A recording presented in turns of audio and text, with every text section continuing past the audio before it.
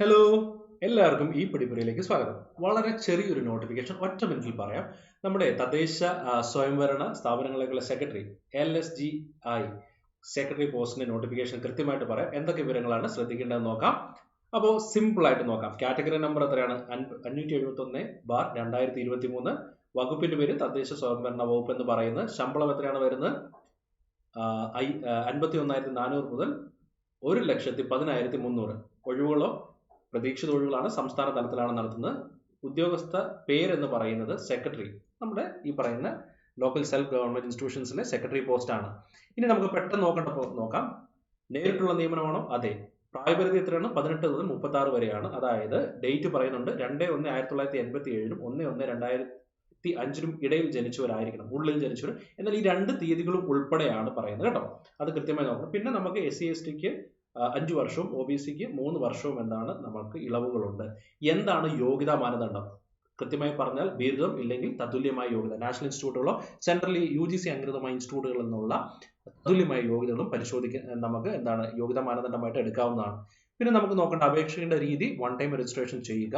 എന്നിട്ട് നിങ്ങൾ user ID പാസ്വേഡും വെച്ച് കയറുക. നോട്ടിഫിക്കേഷനിൽ എന്താണ് അപ്ലൈ ലിങ്കിൽ കൊടുക്കുക. എന്താണ് നോട്ടിഫിക്കേഷൻ പ്രകാരമുള്ള എലിജിബിലിറ്റി ഉണ്ടെങ്കിൽ അപ്ലൈ ചെയ്യുക. വളരെ സിമ്പിൾ ആണ്. അതൊന്ന് പ്രിന്റ് ഔട്ട് എടുത്ത് വെച്ചേക്കാം, ഭാവിയിൽ ആവശ്യം വരും. അതുപോലെ പ്രൊമോഷന്റെ കാര്യം നോക്കുകയാണെങ്കിൽ നമ്മളിപ്പോൾ ജോലിയിൽ കയറി ആദ്യത്തെ 3 വർഷത്തിനുള്ളിൽ ഇടയിലുള്ള 2 വർഷം നിങ്ങൾക്ക് പ്രൊബേഷണർ ആയിരിക്കും കേട്ടോ. പ്രൊബേഷൻ ആയിരിക്കും. അതൊന്ന് കൃത്യമായിട്ട് ഓർത്ത് തുടർച്ചയായി 2 വർഷം പ്രൊബേഷൻ പീരീഡ് ആണ്. പിന്നെ നമ്മൾ ഒരു കാര്യം നോക്കേണ്ടത്, ഇനിയുള്ള എല്ലാ പരീക്ഷകളും എഴുതുമ്പോൾ ആധാർ ആണ് നമ്മളുടെ എന്താണ് പ്രൊഫൈലിൽ എന്താണ് നമ്മൾ തിരിച്ചറിയൽ രേഖയായി നടത്തേണ്ടത്, നൽകേണ്ടത്. അതുകൊണ്ട് നിങ്ങൾ ആധാർ എത്രയും പെട്ടെന്ന് എന്താണ് നിങ്ങളുടെ ഒരു ഐഡന്റിഫിക്കേഷൻ ഡോക്യുമെന്റ് ആയിട്ട് അപ്ലോഡ് ചെയ്തോളുക. PSCയുടെ വെബ്സൈറ്റ്. പുതിയ ആൾക്കാർക്ക് വേണ്ടി പറയണം, പഴയ ആൾക്കാർക്ക് വേണ്ടി പറയണം. ഫോട്ടോ ഒന്ന് ചെക്ക് ചെയ്യണേ. 10 വർഷത്തിൽ കൂടുതൽ പഴയ ഫോട്ടോ ആണെങ്കിൽ നമുക്ക് എന്താണ് അതുകൊണ്ട് എന്താണ് അപേക്ഷിക്കാൻ പറ്റില്ല, നമ്മുടെ അപേക്ഷ ഇൻവാലിഡ് ആയി പോകും കേട്ടോ.